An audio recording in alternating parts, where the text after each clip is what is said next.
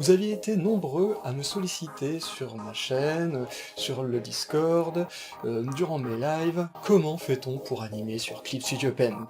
Et pourtant, c'est pas sorcier. Bah oui, donc allez, chauffe Marcel.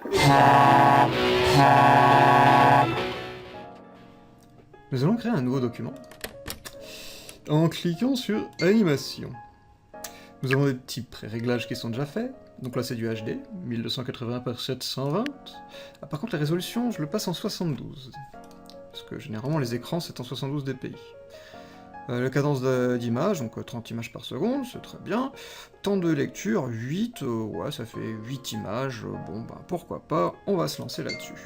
Et donc bah là c'est mon canevas, donc je peux dépasser, mais lorsque je vais exporter, ma vidéo sera bien dans le carré. J'ouvre la chronologie, je fais un petit clic droit pour changer la taille en plus grande, et là actuellement, voilà, j'ai mis 8 images, je me suis dit j'aurais voulu, je peux passer voilà, je suis bloqué à 25, mais en fin de compte c'est 24 images que je peux réaliser avec Clip Studio Paint Pro. Si jamais j'aurais voulu être illimité, il fallait que je passe en exe. Donc moralité, j'ai un calque qui est le papier, et un autre groupe de calques, on va dire, qui s'appelle dossier d'animation. Bon, bref, pour l'instant, rien de spécifique, sauf que lorsque je vais faire un petit clic pour déplacer la tête de lecture, je vois que, ben voilà, il n'y a plus rien. Parce que là, ici, c'est le vide intersidéral. Alors, si on regarde bien, ici, il y a un petit... voilà, il y a la possibilité de déplacer, là, une petite tirette, et là, sur les côtés, on a des petits carrés qui permettent d'agrandir le temps que le papier existe. Donc elle existe un petit peu plus, donc maintenant je peux les aller à droite, à gauche et tout ça. Et donc là aussi mon petit dossier d'animation, je vais l'agrandir jusqu'à l'image 24. Voilà. Alors, qu'est-ce que nous avons ici au-dessus? Alors, le zoom, bah voilà, comme je vous l'ai dit, je ne peux aller que jusqu'à 24 images, donc je peux zoomer aisément, hein, pour voir du 1 au 24, je suis en grand, voilà, c'est classe. Et je peux me permettre de voir qu'il y a nouveau dossier d'animation, donc ça c'est ce que je disais, c'était ça, avec un petit calque. Et juste à droite, il y a nouveau cellulo d'animation. Donc on va dire calque. On en a une. Si je vais à l'image 2, c'est toujours l'image 1. Ok, donc si je fais nouveau cellulo d'animation, ah, j'ai un 2 qui vient d'apparaître, et je vois qu'effectivement, j'ai mon deuxième qui vient d'apparaître. Donc si je fais exactement ça, et je fais un 3, oh, c'est super simple. Par contre, si j'aurais voulu remettre le 1, je fais un clic droit ici, et là j'ai mon petit dossier qui est avec toutes mes petites images, donc je clique sur 1, et hop, je vais cliquer sur 2, hop, et là je vais cliquer sur 3. Bon, bref, c'était juste pour vous expliquer à quoi ça sert ce petit clic droit pour pouvoir positionner les éléments. Si jamais j'ai envie de bouger aussi mes pages, il est possible. On va faire à peu près du 2 images, ici par exemple. Et là, voilà, hop. Je vais prendre un stylet et je vais faire un bon gros 1 ici un bon gros 2 et ici un bon gros 3. Donc là pour l'instant on comprend bien la suite logique de l'animation. Dans l'animation, pour nous aider à savoir quelle est la prochaine image, nous avons la pelure d'oignon. Alors ça se situe tout à droite, activer le papier pelure, et c'est là qu'on voit que effectivement on a la première image, qui est le 1 qui est en noir, et le 2 qui est en vert, qui est la future image. Si je me place ici, on voit le 1 en bleu, le 3 en vert et le 2 en noir. Donc ça veut bien dire que le passé est bleu et le futur est vert. Pour mieux comprendre la démarche, je vais te faire tout de suite la petite babale qui rebondit. On sélectionne tout ça, on voit que tout à droite, il y a aussi supprimer les cellulos. Je supprime aussi mes calques, le 2 et le 3. Il me reste plus que le 1, je supprime, voilà. Et je vais dessiner ma fameuse petite babale, on va la dessiner là, hein. Et tiens, on va créer un nouveau calque en dessous, on va faire un vieux sol, voilà. On va faire ensuite l'image 2, nouvelle image, et là, hop, on va faire l'animation, hop, de la babale, qui va arriver tranquillou. Nouvelle image. On l'écrabouille.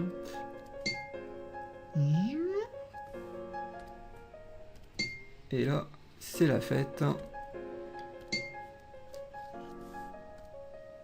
Elle repart. Je vais resizer mon animation pour qu'elle puisse être juste là, et je fais play. Voilà pour l'animation de la petite bubble.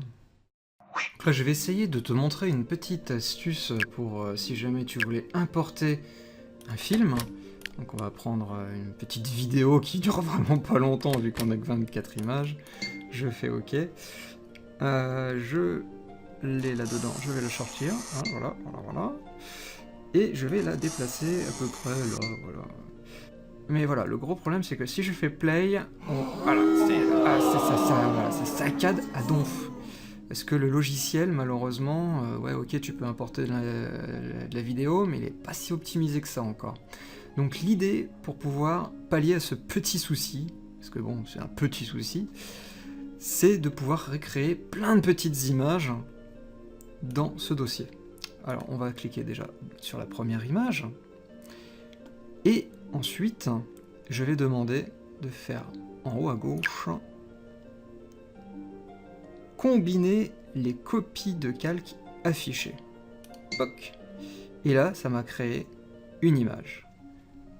Et ainsi de suite, si jamais je fais image suivante, je dois faire la même chose. Mais c'est un petit peu chiant, donc je vais vous expliquer comment faire pour que ce soit plus simple. On va utiliser une action automatique. Donc on va créer, hop, une action automatique qu'on va nommer par exemple créa image vidéo. Vidéo, oh là vidéo. Et on va commencer l'enregistrement. Donc exactement ce que je disais, je demande de faire combiner les calques affichés et je demande de faire aller à l'image suivante. J'arrête l'enregistrement. Normalement c'est bon. Alors j'efface ce que je viens de faire parce que j'ai vu que je n'ai pas commencé sur la première image, voilà.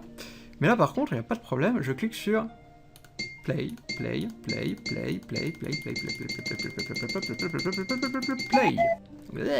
Non, voilà. Donc j'ai les 24 images dans mon dossier. Donc on va pas faire des clics droits pour aller chercher image par image, sinon on peut se tirer une balle tout de suite. Par contre, ce qu'on peut faire, c'est déjà supprimer cette image, là, enfin, cette importation de vidéo. Hop, et donc là on va se retrouver avec un truc tout blanc. On clique sur le dossier, et tout en haut, à gauche, comme d'habitude, on clique et il y a spécifier le cellulo. Ok, spécification du lot, ah bah c'est bien ça, du lot, spécifier le nom de cellulo d'animation existant. Hop, ok, donc la première image c'est la 1-2, parce que la 1 c'est celle qu'on voit qui est toute blanche, donc elle est inutile, et la cellulo de fin c'est la 25. Je fais ok. Et là du coup si je fais play, ah bah c'est un petit peu mieux quand même, hein. Donc ben, grâce à ça, je peux même me permettre de faire un petit clic droit, nouveau calque de correction, image en dégradé, ok, comme ça si jamais j'ai envie de mettre mon animation en noir et blanc, je pourrais rajouter d'autres éléments et tout, mais bon bref, c'est pour vous dire que vous pouvez aussi travailler carrément votre animation de cellulo comme si c'était un dossier à part entière, quoi. Donc c'est ça qui est très très très intéressant.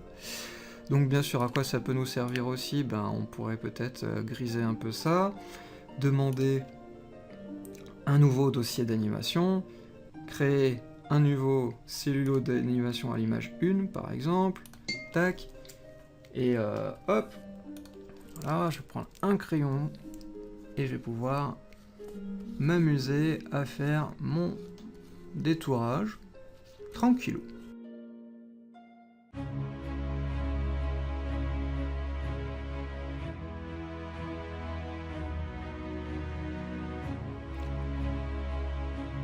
Donc voici un petit rendu rapide, hein. C'était juste pour vous expliquer comment on pouvait faire pour animer des petites animations, genre clips vidéo et tout ça, assez facilement. Attardons-nous maintenant sur une animation où on doit importer plusieurs images. Ici et là, c'est exactement pareil. Donc l'animation doit aller de là à là. Ça compte 70 degrés. Donc on va faire environ tous les 5 degrés une image. C'est parti.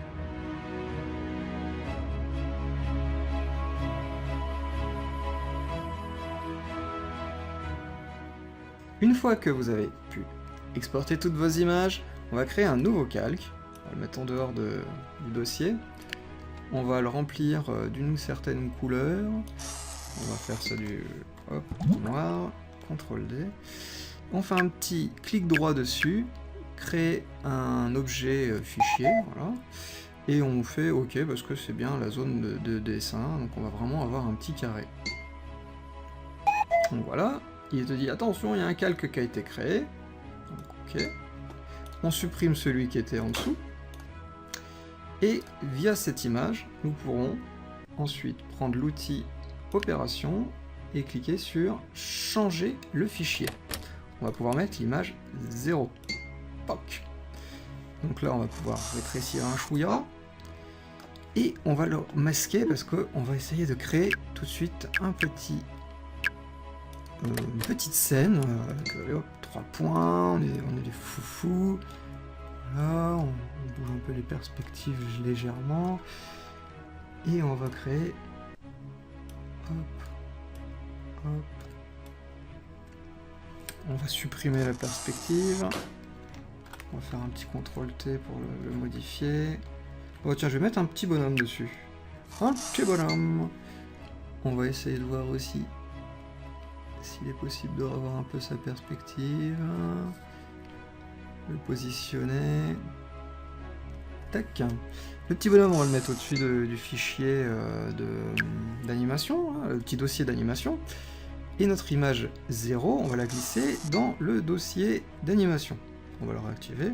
Par contre, voilà, on voit que il y a l'image 1 qui est activée. Alors, je vais baisser un peu ça, et puis voilà, moi, ce qui m'intéresse, c'est vraiment ça. Et je vais pouvoir faire un petit clic droit pour avoir l'image 0. L'image 1, on la met à la poubelle. Et donc, j'ai l'image 0 qui apparaît. Et je vais pouvoir descendre. Et comment faire la transformation? Eh bien, je vais sélectionner transformation libre. Comme ça, je vais prendre les points. Et je vais les réaligner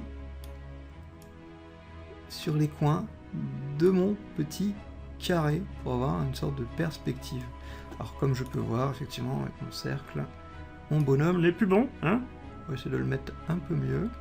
Je vais faire un rester, enfin je vais supprimer le truc de perspective. Je vais prendre le calque d'animation, je vais rester appuyé dessus et je vais le dupliquer. Donc voilà, j'ai image 0, image 1. Là maintenant je vais pouvoir faire un petit clic droit pour avoir l'image 1. Et là du coup, si je peux l'avoir, je peux cliquer dessus. Je reviens dans opération. Et je vais changer le fichier en image 5. Voilà, donc déjà là, hop, il y a quelque chose qui se passe. Et bien rebelote, on le duplique, on clique droite, on clique, on change, et on met la suite, et la suite, et la suite, et la suite.